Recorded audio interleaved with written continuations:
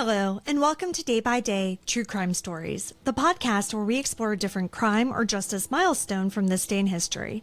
I'm your host, Kona Gallagher, and today is August 11th. On this day in 2014, 5-year-old Octavio Rojas Hernandez was shot and killed outside of his home in San Jose, Cosalapa, Oaxaca, Mexico. Just days earlier, Rojas had reported on a local police chief's alleged involvement with organized crime. His murder remains unsolved, but the messages sent to journalists in Mexico was unmistakable. Telling the truth can cost you your life. Today, we're examining the story of a man who believed in the power of the press, a journalist who didn't just report the news, but exposed injustice and corruption, even when it put his life at risk. This is the murder of Octavio Rojas Hernandez. Let's get started.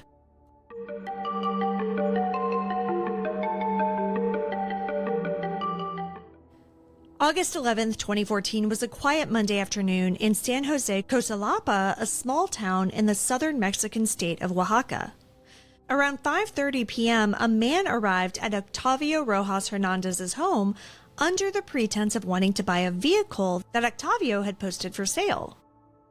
As Octavio stepped outside to meet the man and discuss the potential sale, his wife briefly left to retrieve the car keys.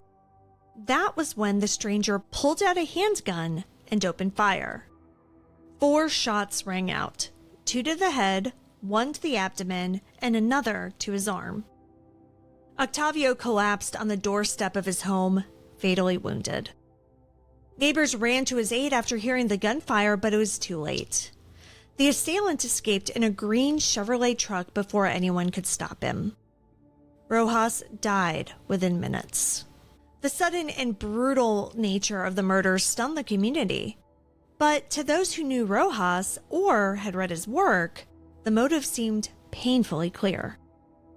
Rojas wasn't just a journalist. He also worked as the communications director for the municipal government of Cosalapa.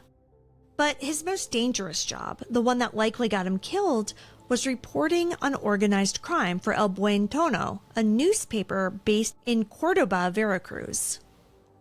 Just 2 days before his murder, El Buen Tono published a bombshell article exposing an alleged fuel theft ring in the region. The piece detailed how Mexican security forces had dismantled a criminal operation siphoning gasoline from Pemex pipelines. It also linked several seized vehicles directly to Cosalapa's municipal police chief, Fermín Venegas Fernández. The story was published anonymously to protect the author's identity, but within the newsroom, everyone knew who had written it. It was Rojas. And within Cosalapa, a town small enough where everyone knows each other, it wouldn't have taken long for others to figure it out as well. According to El Buen Tono's director, Miguel Angel Contreras, quote, "Everything indicates that Rojas's murder was related to some article we had published days earlier," end quote. The paper had faced violent retaliation before. In 2011, its offices were firebombed. In 2014, just months before Rojas was killed, the staff received threats over their reporting. Rojas was well aware of the danger. But in a region where most journalists steer clear of organized crime coverage, he chose to speak out. Rojas's killing wasn't an isolated case. Since 2000, more than 100 journalists in Mexico have been murdered or disappeared, and the vast majority of those crimes remain unsolved. In Oaxaca alone, at least 15 journalists have been killed since 2006, and hundreds more have faced threats and harassment. Mexico consistently ranks among the most dangerous countries in the world for reporters. In regions like Oaxaca and Veracruz, where criminal cartels often collude with local authorities, journalists who expose the truth often face intimidation, physical attacks, or worse. By 2014, Oaxaca had recorded more than 130 attacks on journalists within 7 years. The risks are compounded by a justice system that's plagued by impunity.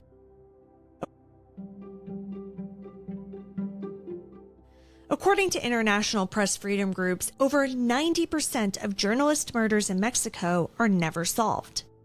That lack of accountability emboldens perpetrators and silences voices. In Rojas's case, authorities initially focused on his government job, not his journalism. The Oaxaca Attorney General's office failed to acknowledge his reporting as a potential motive, which prompted criticism from watchdog groups like Article 19 and the Committee to Protect Journalists. Article 19 urged investigators not to dismiss the possibility that Rojas's murders was tied to his work as a journalist. CPJ issued a statement demanding that authorities, quote, identify the motive and bring those responsible to justice, end quote. But to date, no one has been arrested for the killing. The investigation has stalled, and the crime scene has gone cold. Fuel theft, known in Mexico as huachicoleo, is a billion-dollar criminal enterprise. Gangs siphon gasoline from government pipelines and resell it on the black market, often with the assistance of corrupt public officials or security forces. The article Rojas wrote for El Buen Tono didn't just accuse unknown criminals. It named a high-ranking police official.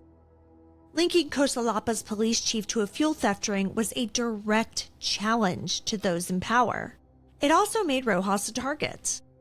In many parts of Mexico, criminal groups maintain control by infiltrating local government.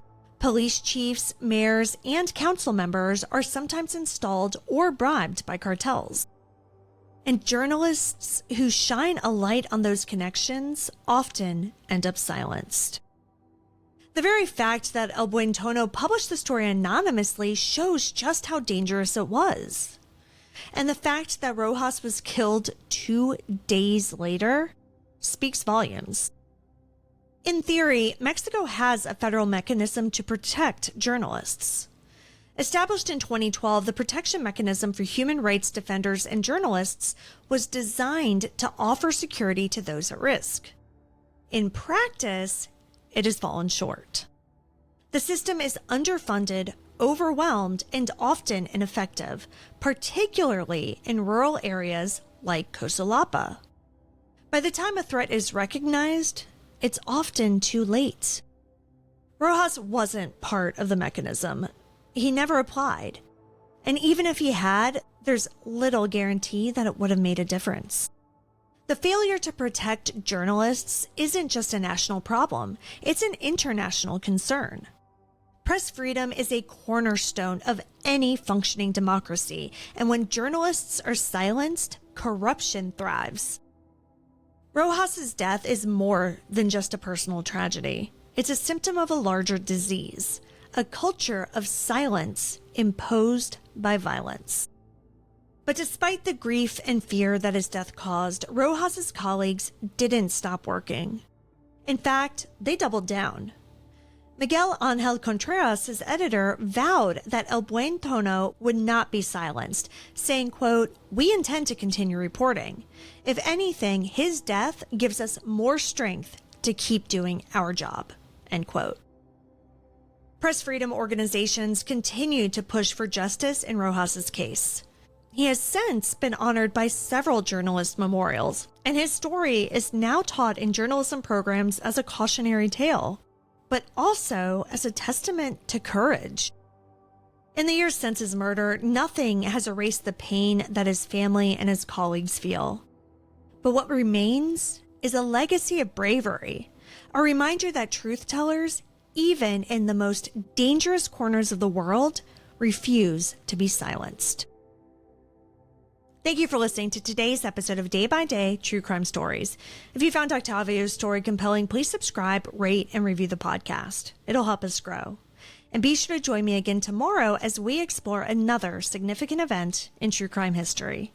Until then, stay safe and remember that behind every headline is a life worth remembering. Day by Day True Crime Stories is a Little Monster production. Hey, you can do it!